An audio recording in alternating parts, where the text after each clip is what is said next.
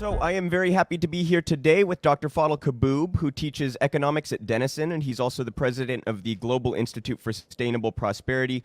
Fadhel, it's always great to talk to you. Thanks for taking the time today. Thanks for having me back on the show. My pleasure. So I was hoping you could start for a little bit of context here. Can you just kind of explain the difference between public and private debt and the implications that they have on our economy? So overall, government debt versus private sector debt. So the U.S. federal government is the sovereign issuer of the currency. You and I, users of the currency, you and I as in individuals, consumers, businesses, anybody outside the federal government system, we operate under a different system. So when you and I borrow money, have a debt, we must work hard to earn enough income to pay it off. And we can do that either by working more hours or getting a job that pays more, and also by spending less or doing both, earning more and spending less to pay off our debt. The federal government doesn't operate under the same financial principles. So you and I operate in this way. Your state, your municipality has to earn tax revenues or gather tax revenues in order to spend. It can borrow up to a certain limit, but then it has to pay off that debt by taxing more or spending less, or both, taxing more and spending less. Same thing, businesses have to earn their income, higher income, in order to pay their debt, private sector debt. The federal government issues these things we call government bonds or U.S. treasuries, not because it needs to borrow its own money from us, but one of the reasons it issues these bonds is essentially as a mechanism to, number one, withdraw excess reserves from the system or excess money from circulation. Number two, to give the Federal Reserve Bank a monetary policy tool in the form of these U.S. treasuries so that it can hit the target of the desired short-term interest rate. So it's a monetary policy tool that allows the Fed to stabilize interest rates, which allows it to stabilize financial markets, which allows it to stabilize the entire system. Not because the federal government needs to borrow its own money, even though we call it government debt or federal government debt. It's not debt in the same sense as you and I have a private sector debt that must be paid by reducing spending or increasing our income as individuals or businesses or states and municipalities. Yeah, fantastic.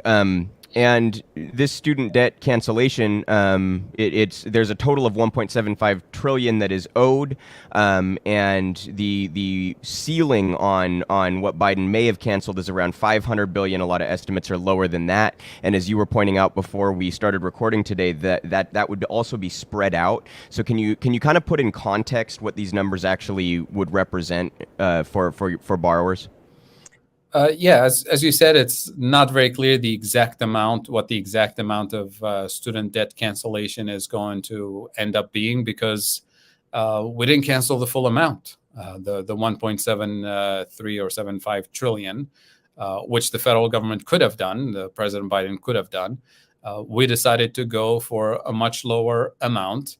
And now it looks like it's going to be a pretty cumbersome procedure requiring a lot of paperwork and applications and vetting to get to the final dollar amount of this student debt partial cancellation. But the point that many critics have raised about the federal government canceling so much of this debt is that it's going to add to the federal deficit, and it's going to add to the inflation pressures that we currently have. Let's say, for the sake of argument, we take that large number that a lot of conservative groups and think tanks have been bouncing around, the $500 billion number. Let's say that's the amount that President Biden actually canceled or will end up canceling. It's very important to recognize that we're not talking about $500 billion worth of student payments this year that will not be collected by the U.S. government. We're talking about $500 billion of student debt payments that potentially would be paid in the future over a 10-year period or even more. So the annual amount is clearly much, much smaller. in the monthly amount, it's even smaller in terms of how much each individual student debt holder will be saving on a monthly basis. And then we can get into the next question, which is what would those individuals do with the couple $100 that they're not sending to for their student debt? What will they be doing with it? Are they going to go out on a shopping spree? Are they going to use it to pay down their mortgage if they have one, or pay down credit card debt or medical debt? Or are they going to put it in a savings account for their kids' college education? There's a whole spectrum of possibilities of what those little savings will translate in terms of additional pressure on our economy today to constitute an inflation risk. And when you start looking at the numbers and think very carefully about what this additional potential demand from consumers are going to do, you realize that it's pretty insignificant compared to the actual inflation pressure points that we had in the US before the COVID crisis, the additional pressure points that we developed during the COVID crisis, and even further, the pressure points, inflation pressure points that the world is now experiencing after the Russia and Ukraine conflict. And I'm happy to go over all of these inflation pressure points and then set them aside and look at the potential inflation risk from this partial student debt cancellation, and let reasonable people decide whether this is going to be inflationary or not. And I'm curious, we actually did an RP Live with you months ago about the drivers of inflation and market manipulation by businesses and things like this. It seems like the media really does only hop on the inflation fear-mongering, or certainly much more often hops on the inflation fear-mongering when it's about a policy that would serve everyday people, and there seems to be very little inflation fear-mongering when there's spending directed at the wealthy, the corporations, etc. Why do you think that is, and how can we kind of cut into that and present a more objective perspective on all this? Well, it's a couple of things. One, it's clearly an ideological choice to emphasize a particular type of inflation risk and over-exaggerate it. And number two, it's really feeding off of the fact that most people, including working class, including some progressive voices, don't really understand what is the actual source of inflation. So that's why here on RP and the MMT community, we emphasize and amplify the importance of educating, empowering, informing people so that we call their bluff and push back on these false narratives that are designed to keep the status quo. So to be more specific, let's take it step by step. Inflation pressure points in the US that are still with us and that have existed since before the COVID crisis started, before the Ukraine crisis, are four areas. Number one, it's healthcare. Number two, it's energy and transportation. Number three, it's housing, real estate, especially in some key pockets of the country. And number four, it's higher education. So these are four inflation pressure points that have persisted for at least a couple of decades before we got to the pandemic and subsequent inflation. And those of us who worked on the economics of the Green New Deal, designing the Green New Deal, you can clearly see that everything we put into the Green New Deal vision was designed to target these four inflation pressure points head on. Number one, we wanted to decarbonize the energy system, the transportation system, not only because it's better for the environment, but because it's the best way to tame that inflation pressure points and to democratize that particular market. Because every inflation pressure point stems from two things. One is lack of productive capacity, and two, from abusive market power of a handful of individuals and corporations that control the system. So when you decarbonize the system, not only will you build a much more resilient and clean energy system, create millions of jobs, but also at the same time, you're democratizing access to that new energy system, and you're reducing the abusive power of the oil and gas companies, the lobbying power, and so on. Same thing when you invest in something like Medicare for all. Not only are you undoing the abusive market power of the private health insurance and pharmaceuticals and entire healthcare system infrastructure, but you're also democratizing access and universalizing access to healthcare. When we talk about one of the components of the Green New Deal is affordable housing and public housing for all and home guarantees. Again, it's about tackling the abusive power of the real estate companies, the mortgage companies, the financial architecture behind it, the Wall Street architecture behind it, but you're also democratizing access to housing, and you're tackling the abusive market power of slumlords and landlords and so on. That was part of the Green New Deal, and it's an anti-inflation component. That's an inflation reduction component. And then finally, when it comes to higher education, and that's why college and education and vocational and technical training for all was a key demand as part of the Green New Deal architecture. It was partly to universalize access to public education, reduce the cost, but also reduce the abusive market power of the lenders who actually take advantage of the educational system we have and the education finance system that we establish.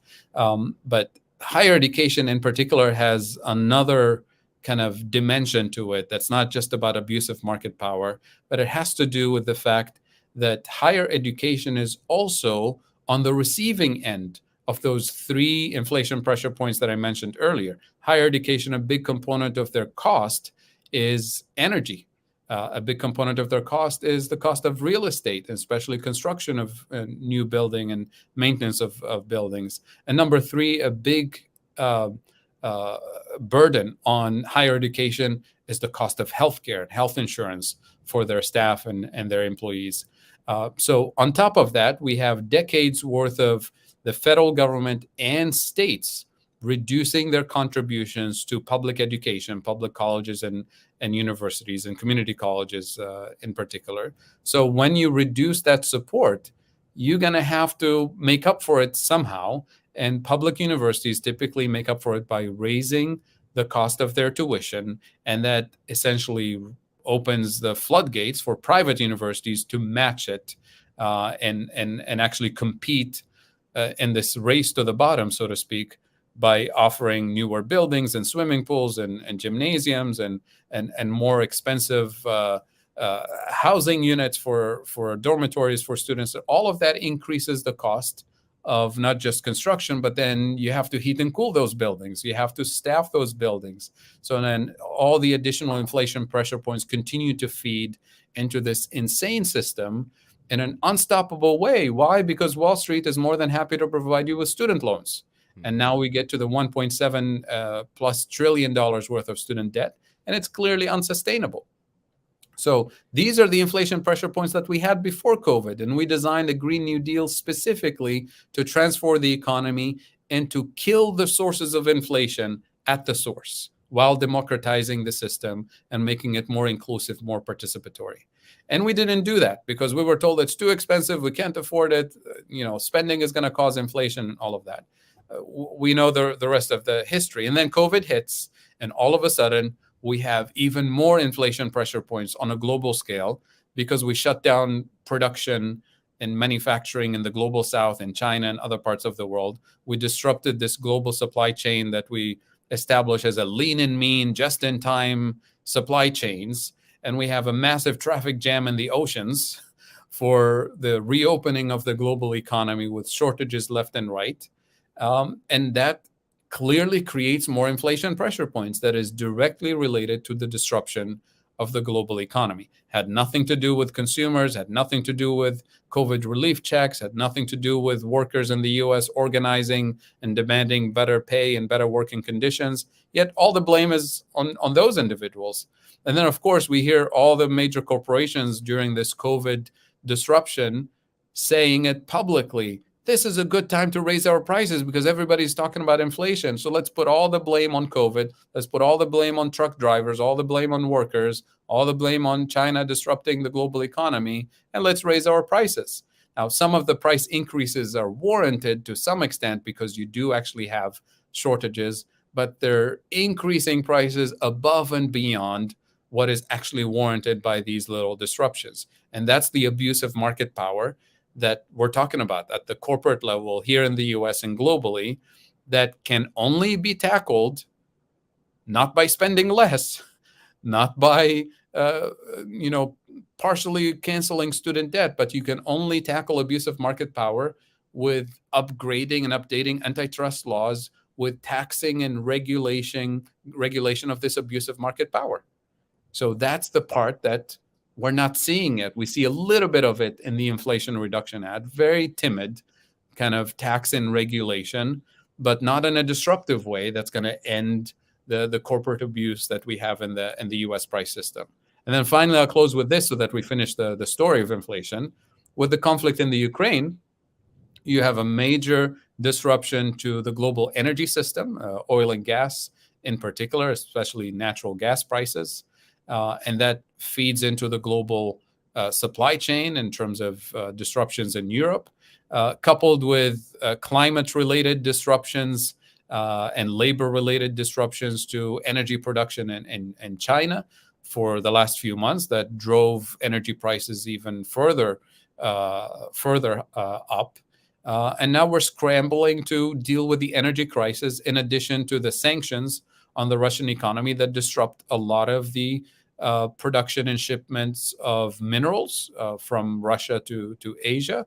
And of course, because of the conflict in the Ukraine and the damage it's done to the Ukrainian economy and the Ukrainian productive capacity, we have a global food price inflation because the Ukraine and Russia are major suppliers of grains to the global economy, especially the global South. So these are additional global inflation pressure points that cannot be eliminated by spending more or spending less in the US, by taxing more or taxing less in the US, or by blaming student loan cancellation or workers organizing in the US. This clearly has something to do with the conflict in Russia and the Ukraine. That's the source of the inflation pressure point. You solve it with a peace treaty. You solve it with negotiations. Same thing, the pandemic, you don't solve it by taxing more or taxing less.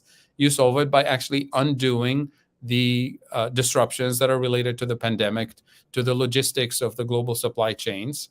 And the same way that we dealt with, or we attempted to deal with the inflation pressure points under a Green New Deal framework, you address it by decarbonizing the system, by tackling the abusive market power of health insurance companies, real estate companies, by designing actual policies that target the source of the inflation.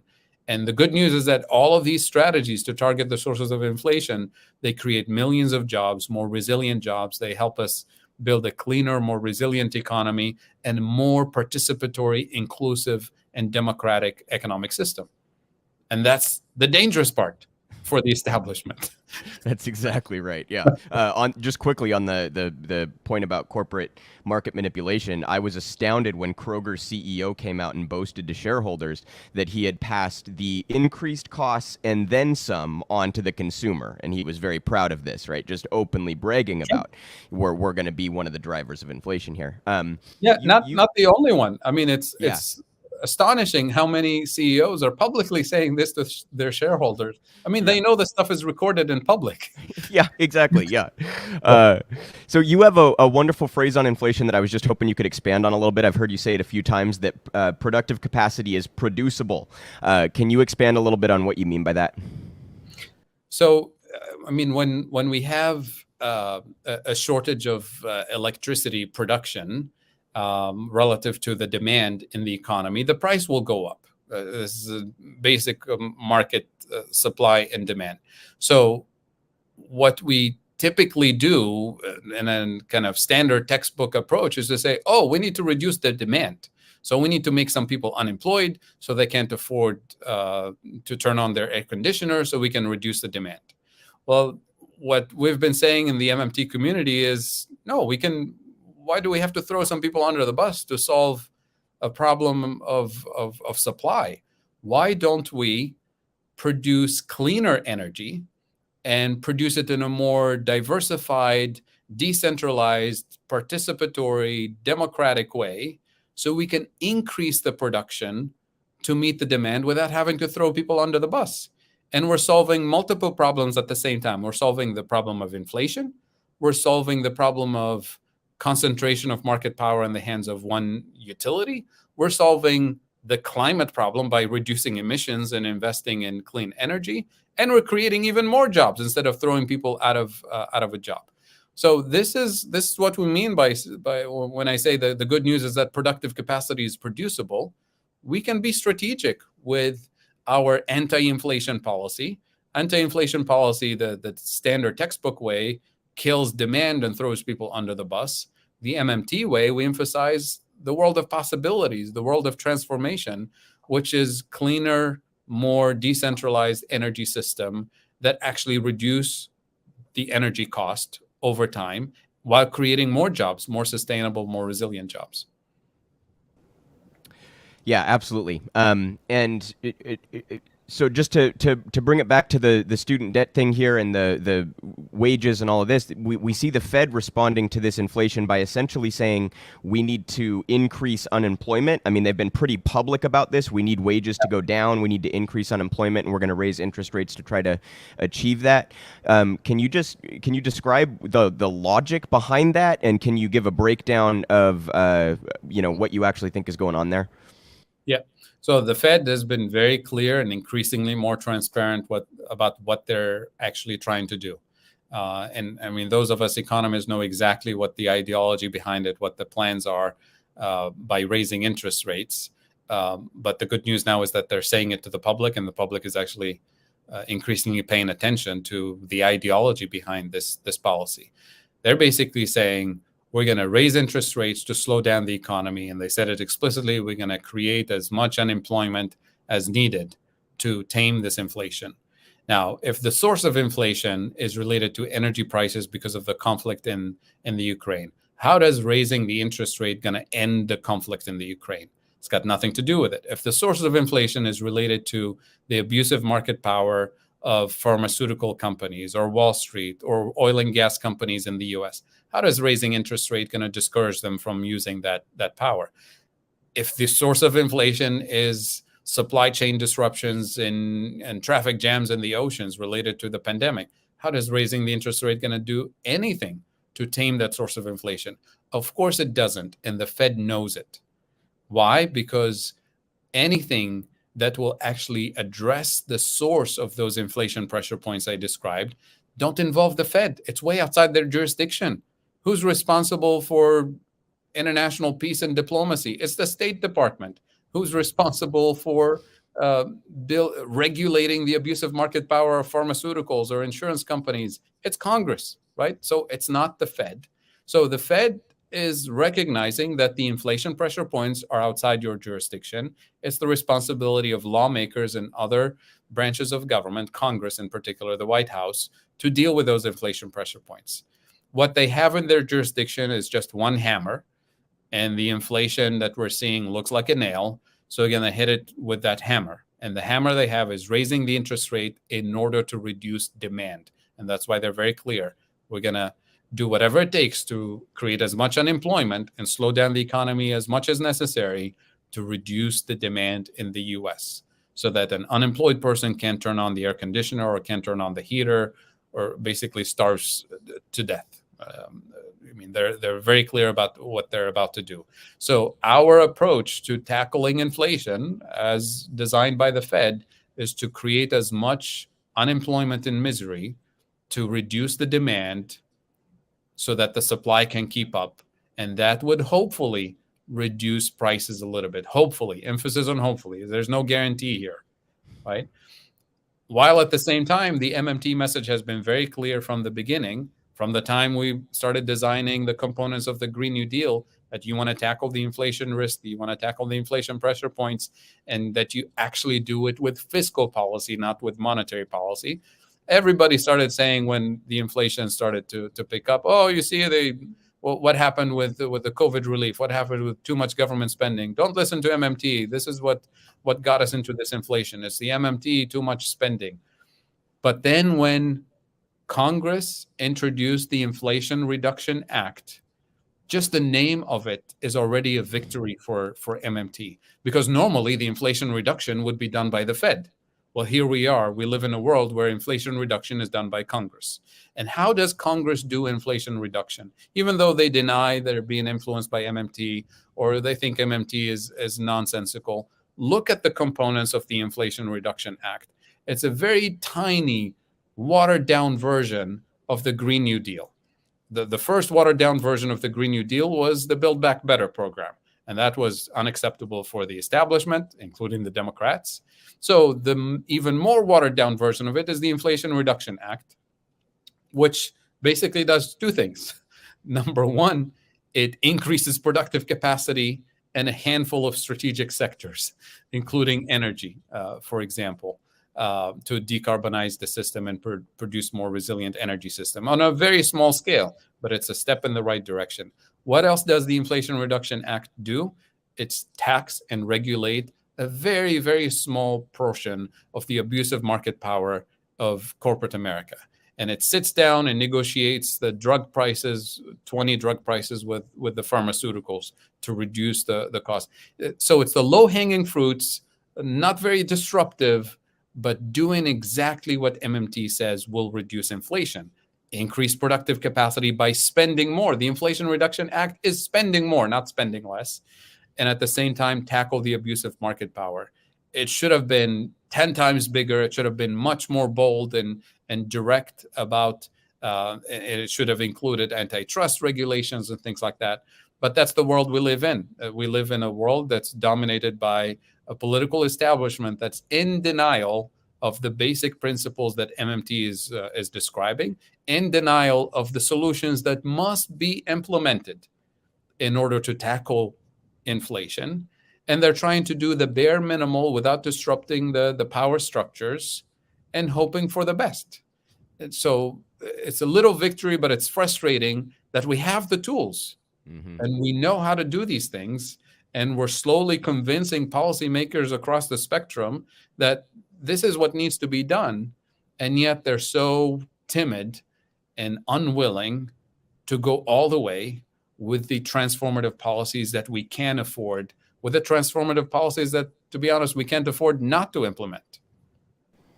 Yeah, I think that's the right way to frame it, and I'm constantly kind of shocked by how we're just willing to like sacrifice the well-being of large portions of our population to tame inflation. I think that attitude is kind of incredible from the jump. I think it's Bill Mitchell that often says, which is the worst evil, inflation or unemployment?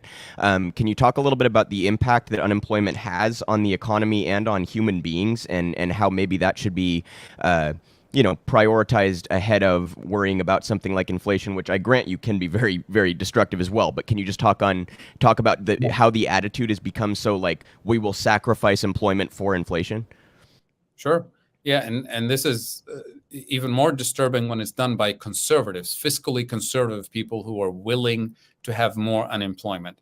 And here's why. It's not because what economists say or what MMTers say, because of the tons of medical studies in the US and beyond that have quantified this for decades. Every time we have high levels of unemployment, we have a massive social and economic cost associated with it, because with more unemployment, you have more increases in depression, anxiety, suicide, domestic violence, child abuse, substance abuse.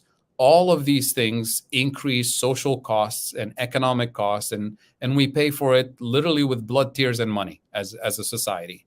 So for conservatives to say we're willing to do this and pay for the cost of unemployment many times over the cost of what it would take actually to do the right thing is insane. If you're fiscally conservative, you should opt for the cheaper option. And the cheaper option happens to be something like a Green New Deal, building a resilient economy, instead of paying for the consequences of mass unemployment on public health, paying for the consequences for decades to come. in terms of the damage we're doing to younger generations in terms of their economic neglect, educational neglect, ecological neglect in terms of the air and the water and the soil pollution that we continue to inflict on this young generation.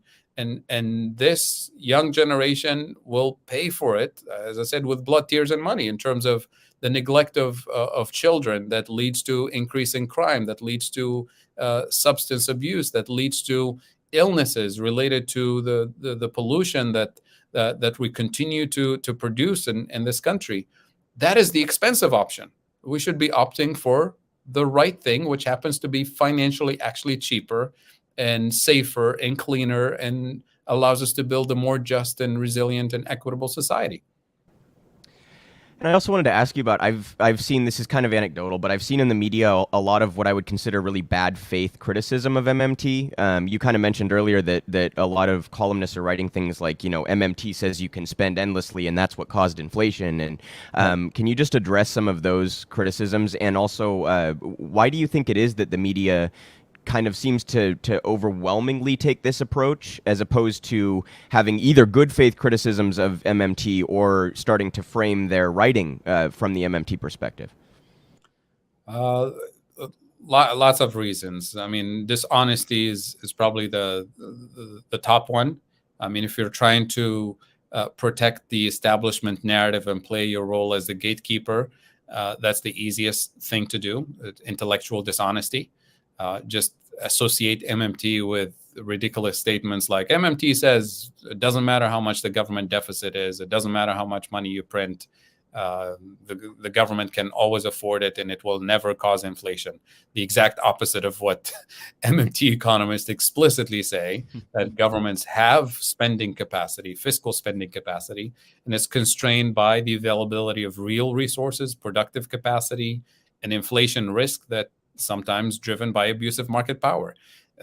We all sound like broken records when we explain this, and yet, day after day, you see these accusations in mainstream media. So that's one of the reasons is intellectual dishonesty by the gatekeepers. The second reason is probably just laziness.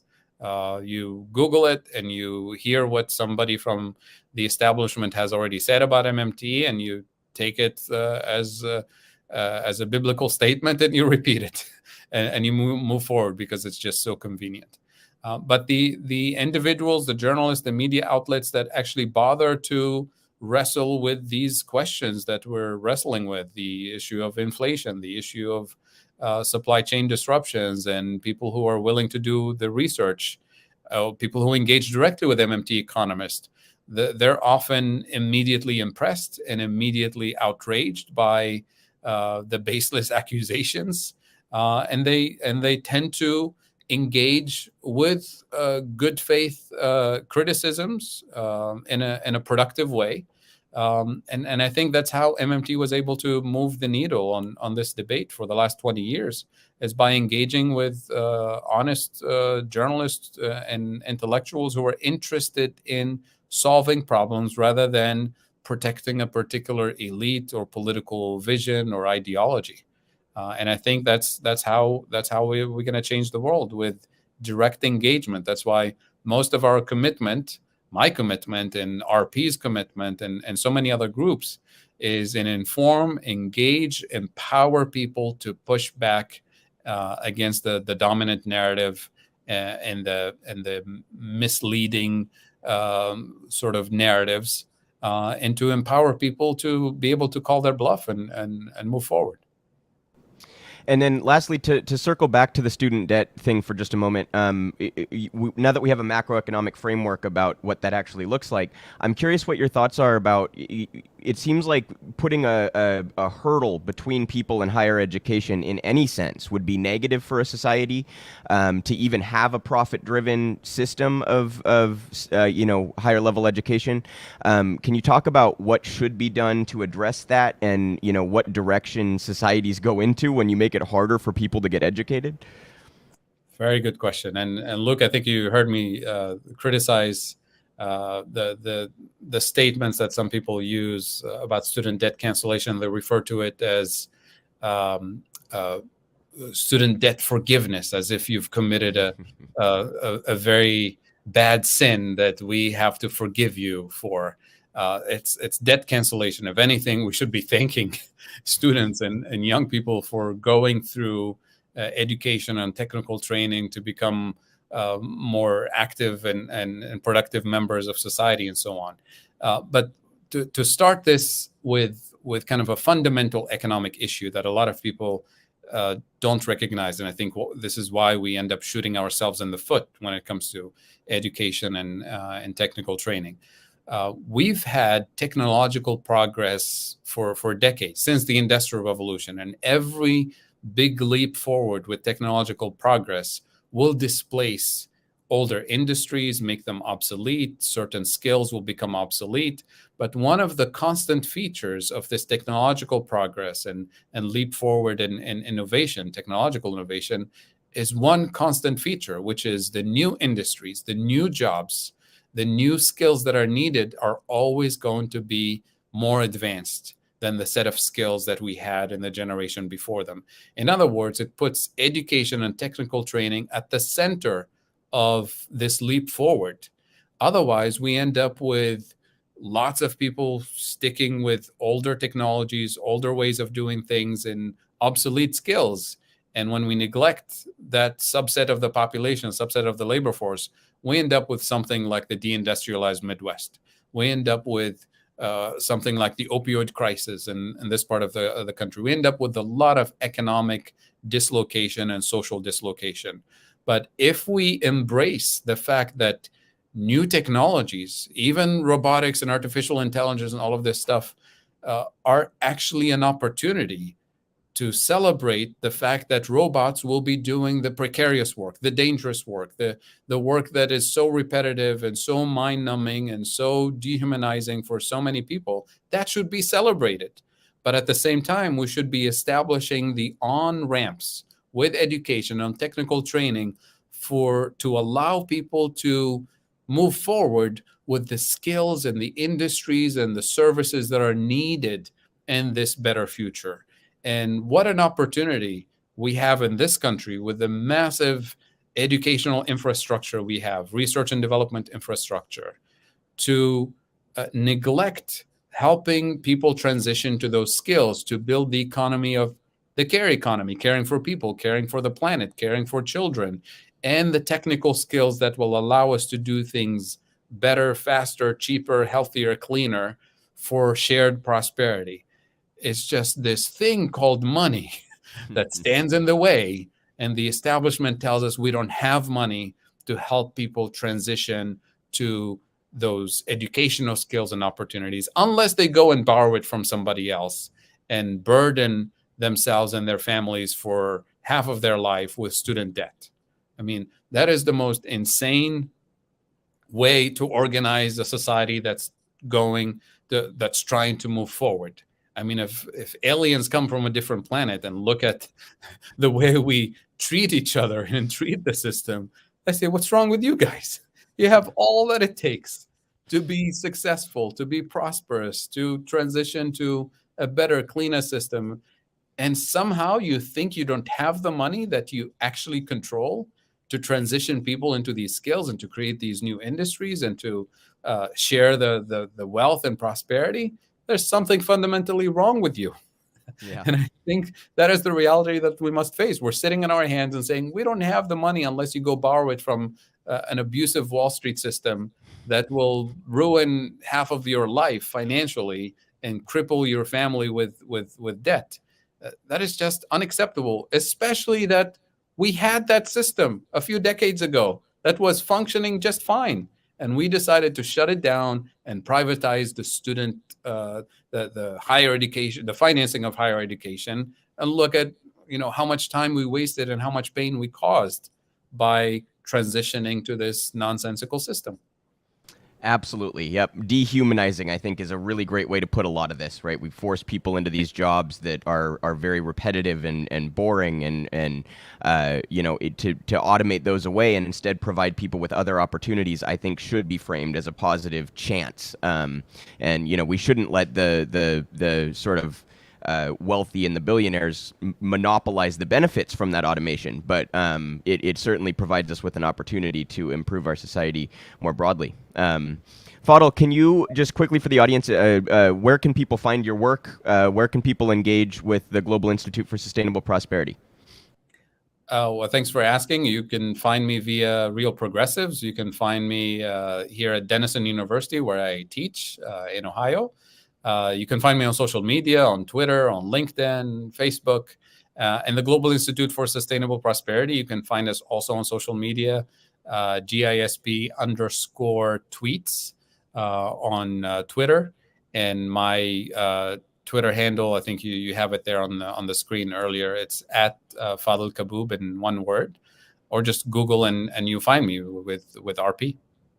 Thanks again for having me on the show. Fantastic. Yeah, thank you so much for taking the time, Fadhel. Look forward to talking to you soon. My pleasure.